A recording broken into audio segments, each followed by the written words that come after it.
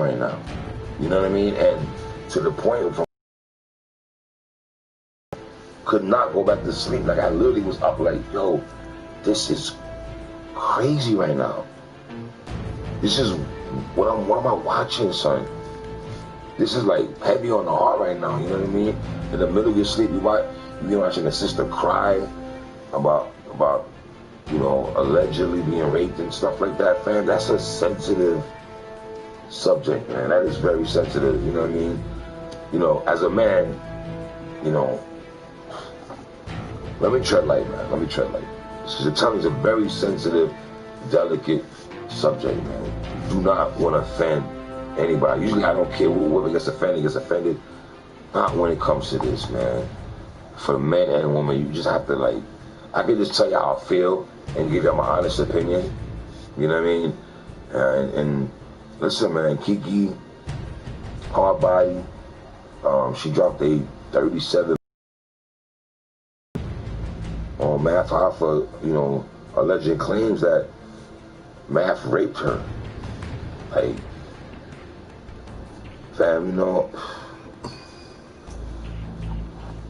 when I was a youngin', man, coming up, man, my uncle and them used to always tell me, Dre, listen, there's some things as a youth that you do, I can never ever forgive you for them child molestation and raping a woman. Like, that was embedded in our heads from shorties. You know what I mean? That was embedded in my head from a shorty, man. So I always tread light with women and stuff because my thing is this, man. You gotta be a sick individual, and I'm not talking about the parties involved. I'm talking about situation. I have to give this to the people, so I'm not pinpointing out nobody. I don't even do that. But for any man to rape a woman, man, you have to be a sick to do that. You have to be more than like fam, how do you grab a woman and force yourself on her? Like, I don't even understand how you get an erection from that. I don't understand how can you get an erection from forcing yourself on a woman. Fam, my brothers out there, come on, son, we all been there. Let's have real talk, y'all. We ain't ever been with a female and we trying to press and she tell you chill, and you just chill like, yo, fam, I can't, like, she ain't feeling on me right now. Even your woman, let's be real, fellas, even your woman, you could be laying up with your girl, you trying to, like, you know, got your arm around her, leg on top of her and all that, and she tell you chill with it, she, you know, she's like, nah, tonight, what we gonna do, brothers? Ain't nothing we can do, fam. I can't get busy if you ain't into me. Real talk. I can't get physical with a woman if she ain't feeling me. I ain't gonna be strong. It's like no, dog. Like, nah, son. So, you know, watching her sister cry, I'm sitting there like, what's going on? I know Kiki from being on Champion. I know Kiki from being a battle rap event, standing on stage. I know Kiki, who's been on Hip Hop Is Real numerous times, even as an episode with Kiki and Maps and Charlie Clips. Like, these, I always say this, man. These people that travel and go to these events, they see each other all the time. It's a secret society. All they ask is trust, whole voice. That's real talk, right? And I know she reps Jersey, Surf, Oz, Ovan, J400, Suge, Oz, all those brothers. I seen those brothers speak highly of her, make jokes and everything like that. I seen her on RB event. She was there when show off Battle Math. She was on stage. Like, if you in the know, if you know, you know. Pusha T's voice. We all know who Kiki is. We've seen her. You know the people be on stage all the time, man. But a Spanish brother back in the day, Big J, remember him, the Spanish people always on the stage? Like, come on, son. But I haven't seen Kiki in a while, you know, from interviews or being on stage. And I was sitting there like, wow, you know, like, out of sight, out of mind. You know, people that's been in the culture, but they just take out haters for a while, you know what I mean? They got things going on that, you know, they might have had other things to take care of, you know what I'm saying? It's hard to, like, first of all, it's hard to be the culture because you got supporters and people that rock with you, and you love what you do. I love talking hip hop. I love talking battle rap. I love talking sports. I love talking ish. One Man Watson, recapping albums, talking hip hop. Like I love that. I love that. You know what I mean? And maybe that's why I never left, because I love those things about PSA hip hop. But whatever. I thought she said she took a hiatus. I didn't know this was what she laid out to us was going to be the focal point or the reason why she took a hiatus from battle rap. You know what I mean? A lot of people did, man. With CJ Fly, there's somebody to take all the bars down. Brad Butter, we don't see none of these brothers no more. Undeniable TV. What's the other brother name? The Sun. This shit is Hot Sun Live. We don't see that brother no more. He used to be all the events. Like a lot of dudes fell back. A lot of even battle rappers, J Rel, AJ Double, like where's these brothers at? You feel me? So, but you know, listen to Kiki, man. She said she's dealing with the courts and dealing with the police, and the person is still out there. She's saying she's talking about Matt Harper, and I'm like, man.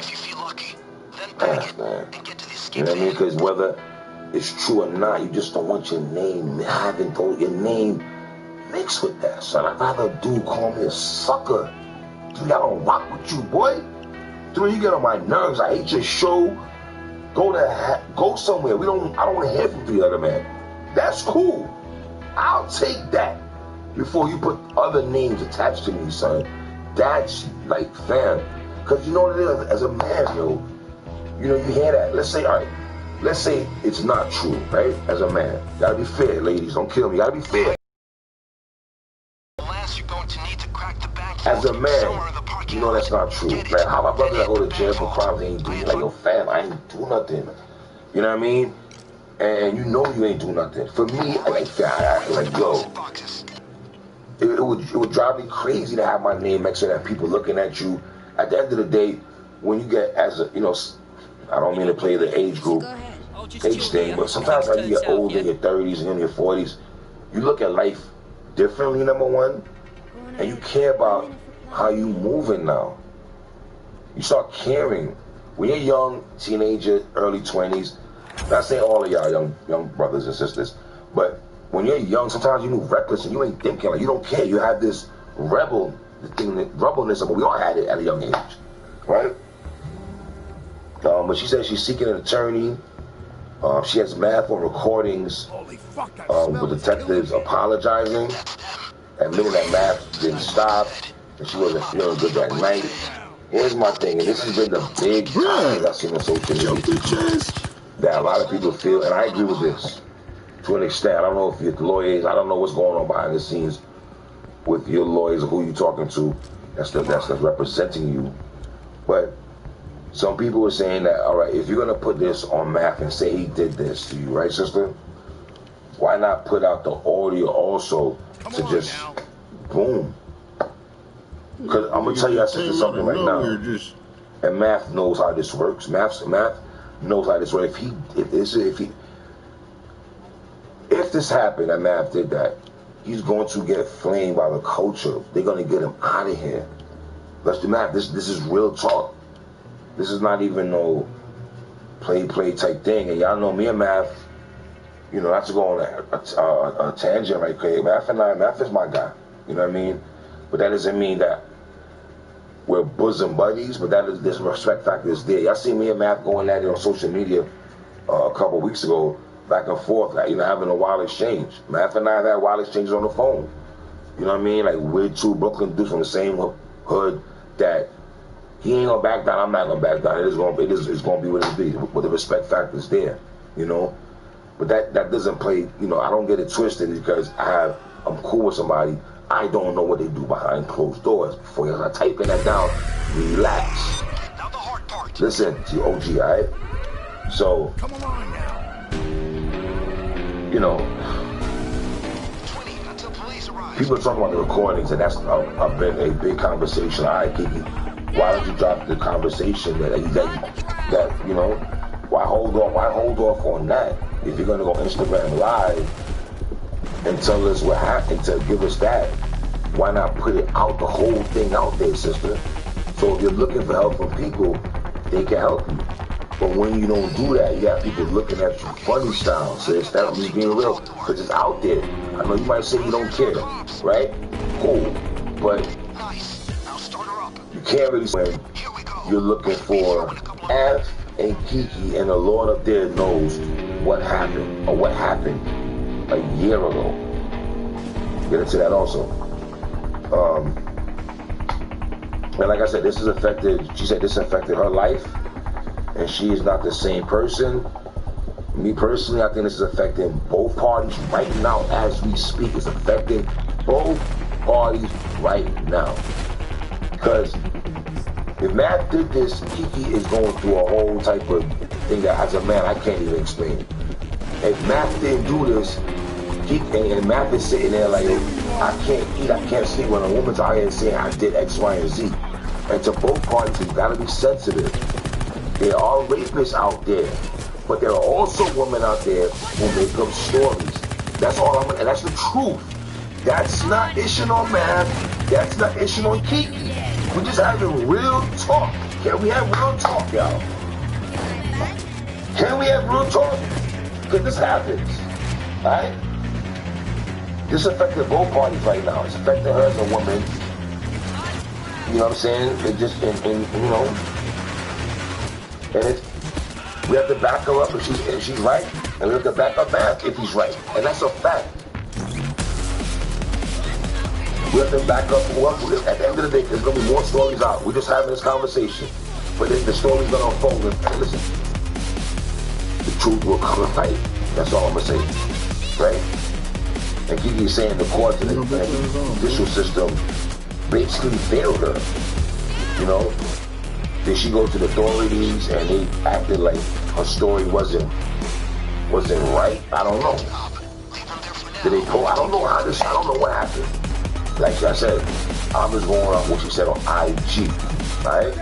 She doesn't want to go to no events. And like I said, I'm seeing a divide between the men and women on the timeline on Twitter.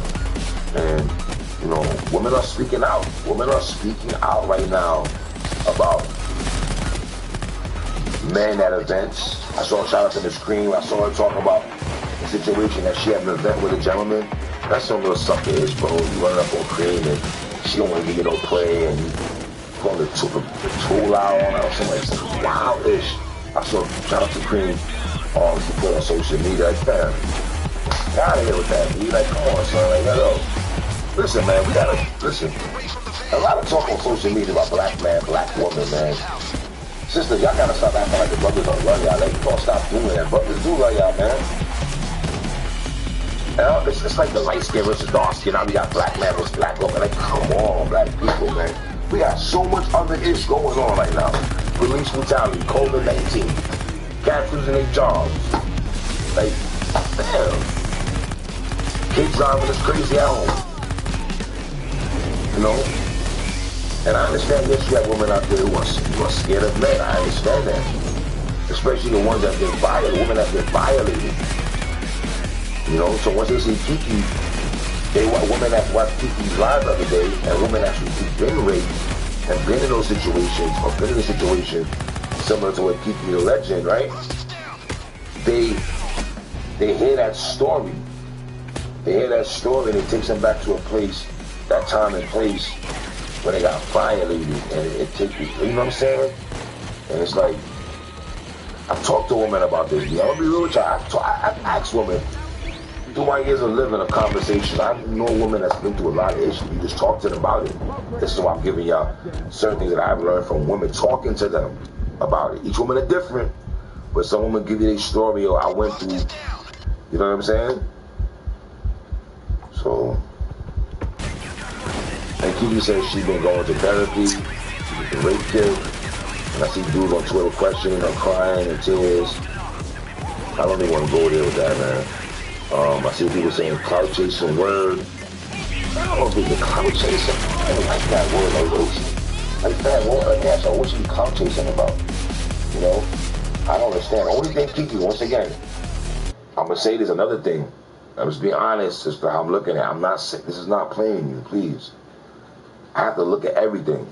I have to be fair, and I take notes down when I'm watching stuff. So I'm just asking questions to the people also. When you ask for the Cash App or donations, right?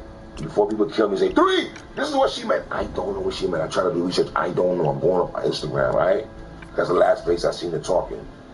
Is it donations to help her get an attorney? Is it donations for her? Does she have an organization that she has that she's asking for donations for that? That's what.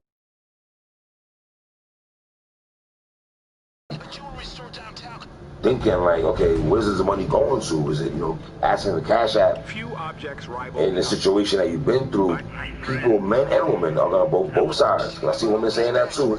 They're gonna look like, okay, sister, we hear you. Your situation, we're trying to, it's a culture. We're gonna ride with you, but why are you asking for donations or penance and stuff like that? That's what people are gonna say. So I just want to clear that up, because that cannot be ignored when people are talking about that. Say they were Math last night on his show. So people questioning why I'm giving them donations when it's from both sides. From both sides.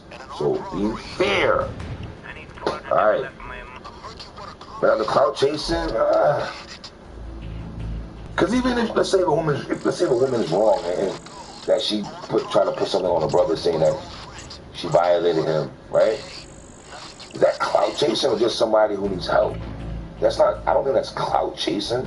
Like I don't put clout chasing from a man or woman doing sick-ish. Whether a man's raping a woman, clout chasing a woman, like I don't.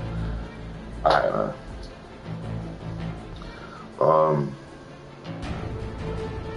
what she said, she has a page dedicated to the case. I don't know if her donations are going there. And then Math, I gotta be real, she's talking about she wants you locked up, brother. I want to know, Kiki, you talk to your parents before you went on Instagram Live. I would love to know that kind of question, right? The answer to that question. And am I right, y'all? This was a year ago that they were talking about. This done made Raw Star Hip Hop now, and I don't want to blog. I didn't want to blog about this yesterday when the story was out off the presses or whatever. Kind of wanted to wait a while to hear, obviously, what Math had to say. My thing was I have to hear what Math says about Kiki. I have to hear where's he going with this, right? Matthew's on Twitter a little bit, having Twitter fingers a little bit, and I understand that because, if you feel yourself innocent, you ain't do nothing, you're sitting like, yo, fam, what's good? And then we have a popularity thing in battle rap, whether y'all want to admit it or not. It is a popularity thing because Math is not the cool guy in battle rap, so it's like his word against, because, and it's messed up we live in a world like that. Dudes could have, like, Math is like the Joe Budden, Eminem of battle rap. And when I say that, in the sense of, we watch Math grow. You see Math's story. His life is out there on Front Street.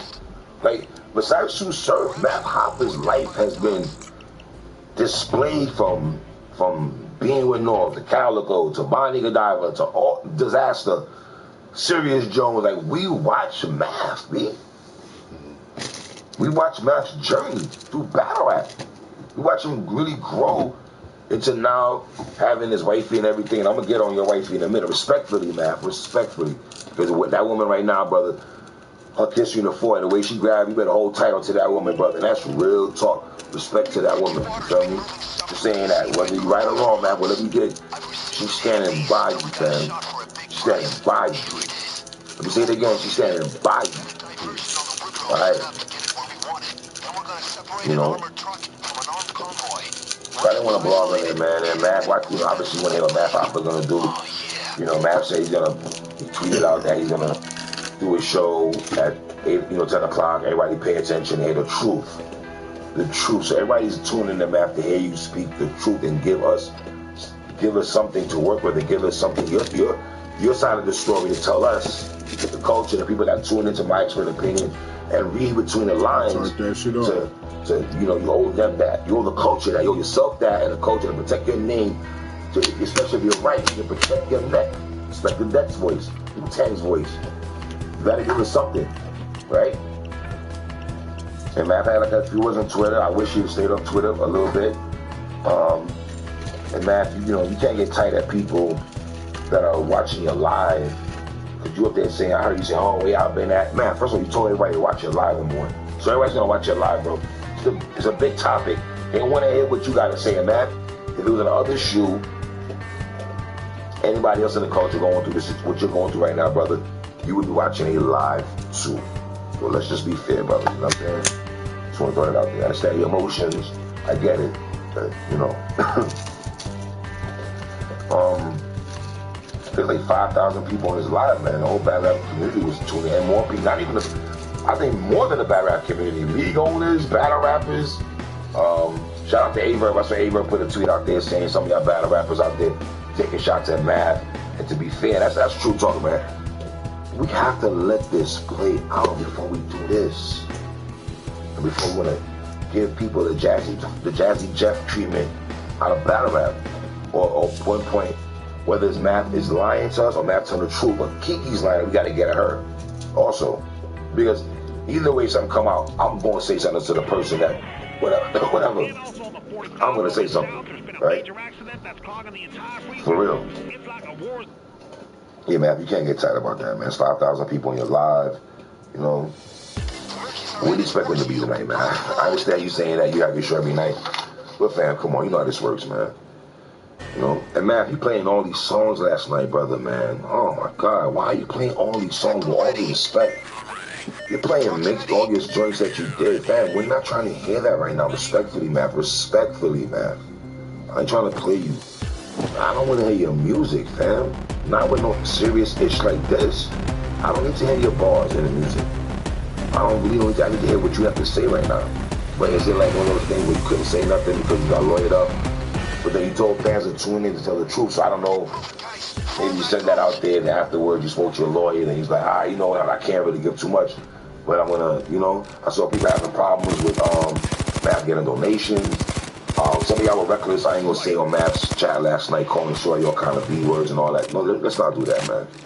Let's not do that, fam. Let this play out before y'all start going in on people. Whether people go in on Math or they go in on Kiki, either or. You dig what I'm saying? So, you know. And then, but Matt, you also said, because I know it's hard for Matt to sit in front of there and tell the whole world what's going on in his, what's going on. That's got to be a tough thing to do. Whether you sick in that and did some wild shit or you didn't do nothing at all, you got to sit there in front of him. You got to explain this to the world, you know. But then you said last time you saw Kiki, she met your family, met your mom, Dukes. And Matt, you were ODing with the smoothie word, my G. Come on, man. I was way OD with the smoothie talk, bro. Come on, man. Smoothie this, smoothie that, like, you know.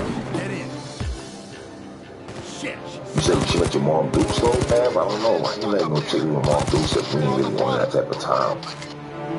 And I don't know too many chicks that come to my crib and shower and all that, get fresh. If me and ain't got no type of relations, it should also be. I'm not gonna be able to keep it real. Why did she take You know what I mean? As a dude. Why did I said, can't happen, man. You know. Chopped up with your moms and smoothie talk, and you said you didn't talk to her in a whole week after she went in the cab. You know, she watched the LOM shorts and Pop Juice shirts, and man, that's kind of saying that y'all had some type of relations, my G. I'm sorry, man, without going into the details, man. You know what I mean? But I'm gonna say this, man. What other reason? Why would she come out? What did she need to tell We just gotta wait and play this out, man. Will we ever know who's telling the truth, y'all? Are we ever gonna know who's telling the truth, man?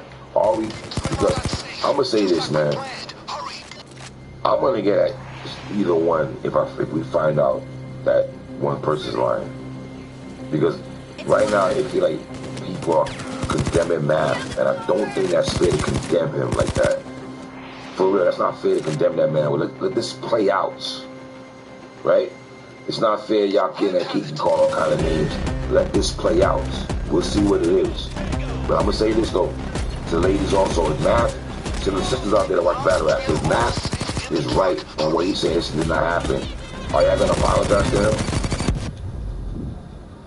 I just real talk. Are y'all gonna apologize? Brothers too, y'all gonna apologize to Math if we come to find out he was not lying? And are we gonna get at Kiki?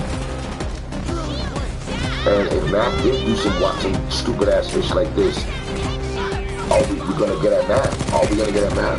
Yeah, that's not even a natural question about that. Natural culture is one thing. They're not gonna let none of our ID. But that's all I gotta say, man. It's your boy P Letter, man. Y'all be easy, man. One love to all.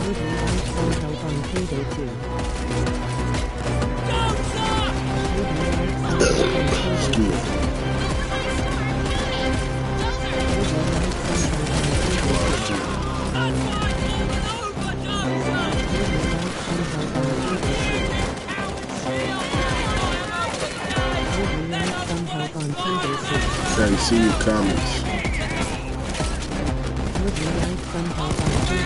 I apologize for that. I can see you leaving the comment, but I can't see what your comment says.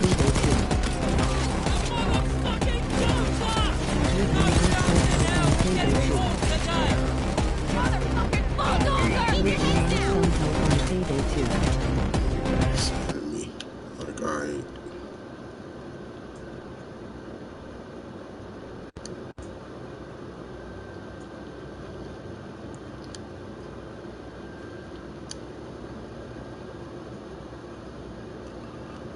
What?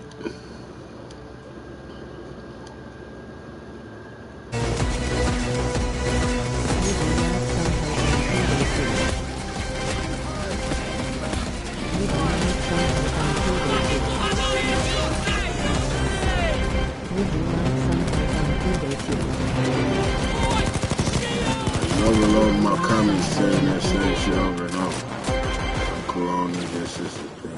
Would you like some help on payday 2? And you see that I can't see the Help on comments. payday 2. Would you like some help on payday 2? Would you like some help on payday 2? Would you like some help on payday 2? Would you like some help on payday 2? It's a taser! Would you like some help on payday 2? Would you like some help on payday 2? Would you like some help on payday 2? Would you like some help on payday 2? Would you like some help on payday 2?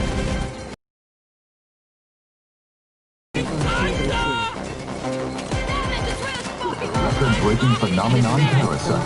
New history-winning 4 Academy Awards, including Best Director Bong Joon-ho and Best Picture of the Year.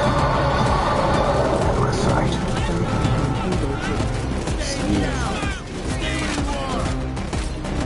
Would you like some help on payday 2? Would you like some help on payday 2? Would you like some help on payday 2? Would you like some help on payday 2? Would you like some help on payday 2? Would you like some help on payday 2?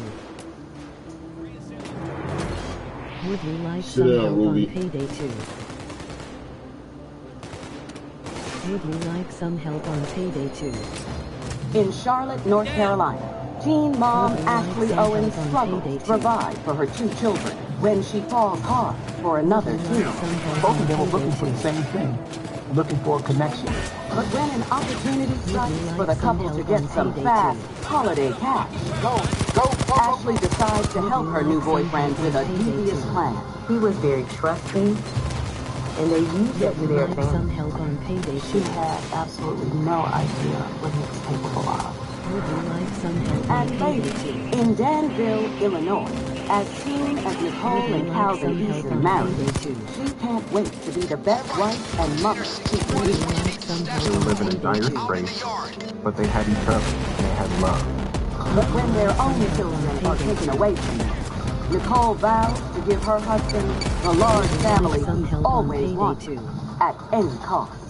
As time went on, I said, Would you like some I help on started to payday 2? do it more and more. I remember when I looked into the house, there was something down on the floor. Help on payday 2? There are hundreds of thousands of women in prison at any given time in the U.S. These are the true stories of women who committed heinous crimes in the name of love. For my man. At just 19 years old, Ashley Owens is a single mother of two, trying to make ends meet in Charlotte, North Carolina. People would consider that she was still a baby herself, and she didn't have the family support that she needed. Would you like some help on fighting us as far as she's gotten education-wise? She does whatever she can to put food on the table, which leaves her little time to pursue the normal pleasures every young woman desires. I think Ashley was probably looking for someone to love her, take care of her, love her children. Being a single mom with 2 kids can be such a difficult, isolating experience, to the point of where you end up becoming vulnerable to almost anyone who shows you any semblance of attention. That's when 18-year-old Javante Jamal Turner, or DJ as friends call him, walks into her life and changes it forever. They met each other, and DJ was considered a smooth guy. He's a tough guy. He's a ladies' man. And based on their shared troubles, they immediately fell to each other. To distract them from their financial woes, DJ brings Ashley along when he hangs out with his family at his grandmother's house. He introduces his new girl to his half-sister, 18-year-old Avion Bryant and 19-year-old Latoya Park. Latoya is deaf, and she went to the North Carolina school for the deaf. She knew how to read, she knew how to sign. Ariana learned to sign in order to communicate with Latoya, which is a very inconvenient thing for her to do. Little Dicky. I'm Little Dicky. Little Dicky. Call me Dave.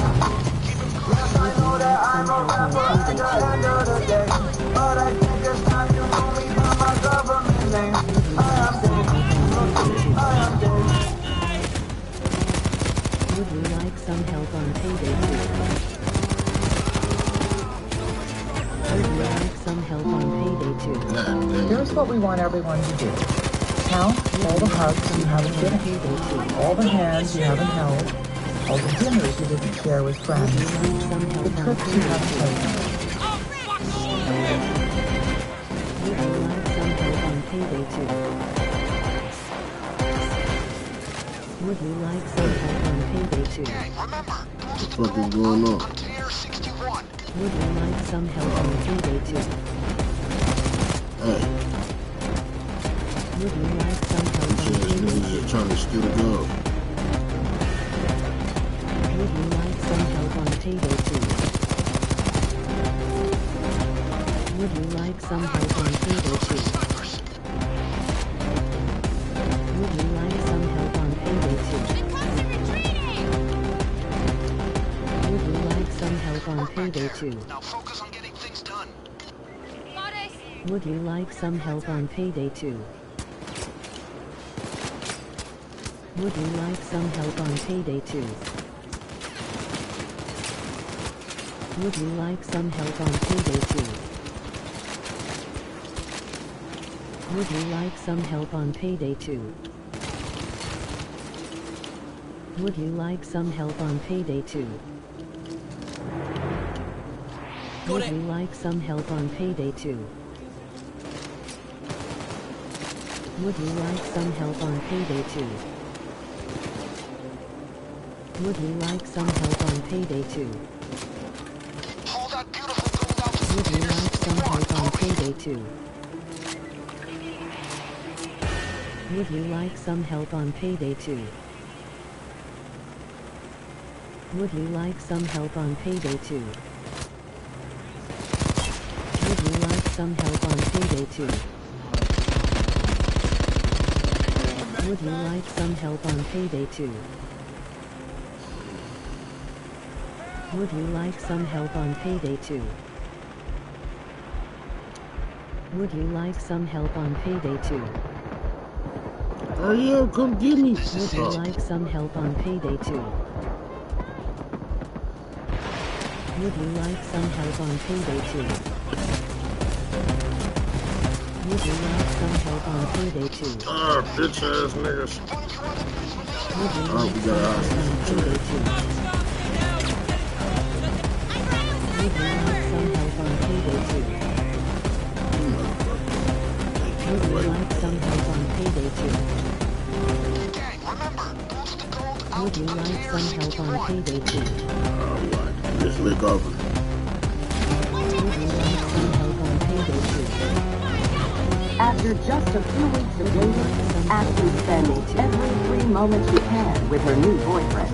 When young mothers don't have much of a support system, it's just so easy for them to latch on to any kind of surrogate. Some help on payday 2. It isn't long before Ashley discovers that LaToya has a guest boyfriend, 21-year-old Michael Shaw. We met each other in school, and Michael had graduated before she did, and he was out working. They had been dating only for roughly about 2 years.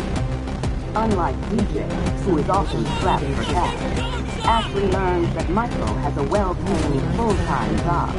Michael worked at a mechanic job. He made a fairly decent wage to take care of himself.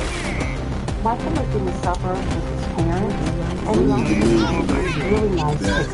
comes over and over. And the young man has a generous heart. Michael will often give money to the stores and families and to the stores. To buy clothes, if they needed a carpet, just basically whatever they needed. And the fact that he was spending so much money on the family, whatever needs that he has, anyone outside looking in may have a seat, like his fault.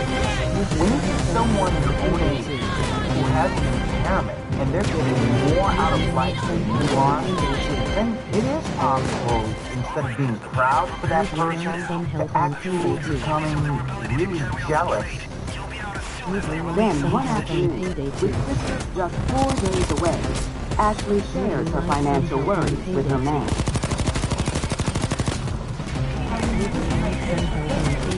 Ashley knew that she could not really provide the Christmas that they really wanted. But DJ knows exactly what to do.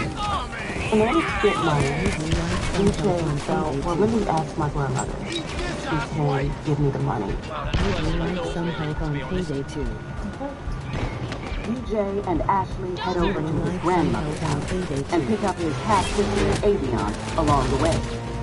But when his grandmother refuses to give him cash, DJ goes to plan B. Would you like some help on payday 2? As the three mull it over, Would you like some help on payday 2? one person suddenly comes to mind. His girl by his side. The two young lovers come up with a simple plan to get some quick cash that goes terribly wrong. Situations like that when there's Would you like some help on payday 2? Ain't no money in here! They didn't think this thing all the way through. Would you like some help on payday 2? Me, you look like you're about to die, man. Would you like some help on payday 2? All I have to do is a word.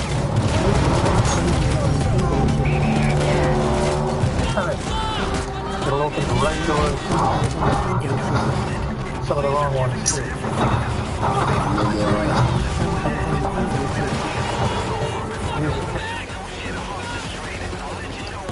Would you like some help on payday 2? Would you like some help on payday 2? Must have been my plan. Sorry, people. I messed Would up. you like some help on payday 2? There are some strings I can pull. I'm gonna look into it right now. Would you I like have some other help on source. payday 2? I trust we'll be working together again in a not too distant future.